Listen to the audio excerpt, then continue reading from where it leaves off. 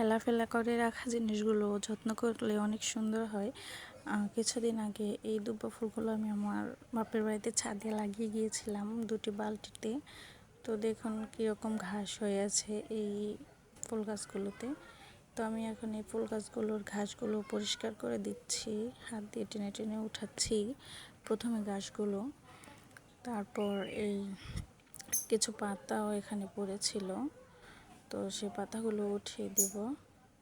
অনেক পরিমাণে ঘাস হয়ে গেছিলো এখানে, অনেক দিন ধরে আসা হয়নি, এগুলো দেখাও হয়নি, আর আমার মা এগুলোর প্রতি কোনো খেয়াল করে না আর কি। তো আমার মা এখানে 2টি মরিচ গাছ লাগিয়েছিল ওই বালতিগুলোতে। তো ওই মরিচ গাছের ফাঁকে ফাঁকে আমি এই দুব্বা ফুলগুলো লাগিয়ে দিয়েছিলাম। তারপর এখানে আমি পরিষ্কার করে পানি দিয়ে নিলাম মাটিটা একটু নরম করার জন্য। তারপর এখানে কিছু ময়লা জমেছিল, তো সেই ময়লাগুলো আমি পরিষ্কার করে দিচ্ছি। এখন আমি আমাদের ছাদে থেকে যে পরিবেশটা দেখাচ্ছি, আমি একেবারেই শেষ বেলায় এসেছিলাম ছাদে, এসে দেখি আমার গাছগুলো এরকম হয়ে আছে। তো আমার কাছে খুব সুন্দর লাগতেছে, পরন্ত বিকেল একদম অনেকই সুন্দর লাগছে আবহাওয়াটা। তো এটা আমার ছোটো চাচার বাড়ি দেখালাম।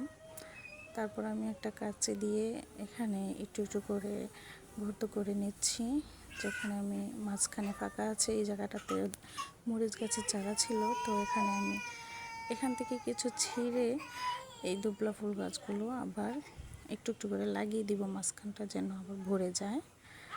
তো মরিচ গাছটাতে মরিচ ধরে না, সেজন্য মা কেটে ফেলে দিয়েছে। তো আমি ছিঁড়ে নিচ্ছি, এখন লাগিয়ে দিয়েছি, একটু পানি দিয়ে দিচ্ছি ভালো করে। তো এখানে এই মরিচ গাছটাও নষ্ট হয়ে গেছে, তো এটাও আমি কেটে ফেলার চেষ্টা করতেছিলাম কাঁচি দিয়ে, কিন্তু কাটছে না। তাই আমি এখানে হাত দিয়ে ভেঙে দিলাম এটাকে। তো সবগুলো ডাল আস্তে আস্তে ভেঙে দিব হাত দিয়ে, যেহেতু এটার গোড়াটা অনেক শক্ত, আমি কাঁচি দিয়ে কাটতে পারতেছিলাম না। তো এটা পরিষ্কার করার পর এটাতেও আমি কিছু পানি দিয়ে নিয়েছি। পানি দেওয়ার পর আমি এখন চলে যাব। আমার মা এখানে একটু ওই একটা বালতিতে একটা ক্রেটের মধ্যে কিছু বেগুনের বীজ ফেলেছিল, তো সেগুলো থেকে কিছু বেগুনের চারা উঠেছে। এখানে মা অসুস্থতার কারণে পানিও দিতে পারে না, লাল হয়ে আছে। তো আমি একটু পানি দিয়ে দিলাম গাছগুলোতে, এখানে এই গাছগুলোতেও পানি দিয়ে দিলাম।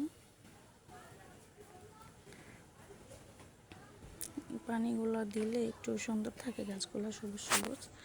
তারপর আমি যাচ্ছি নিচে চলে, দেখুন কীরকম নিচে অন্ধকার হয়ে গিয়েছে।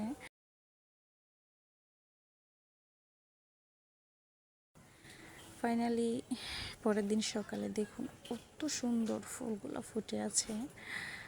গতকালকে কীরকম ছিল গাছগুলো, আর আজকে